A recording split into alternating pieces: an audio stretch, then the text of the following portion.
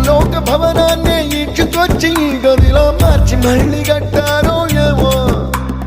మాయజాలము తెలుసు మంత్రగారడి తెలుసు రెంటి కన్న ఇది ఇంకోటేమో నీలాకాశం నేలాకొస్తే ఇట్టాగే ఉంటాదో ఏమో ఈ సంతోషం దాచాలంటే హృదయాలు ఓ వంద కావాలి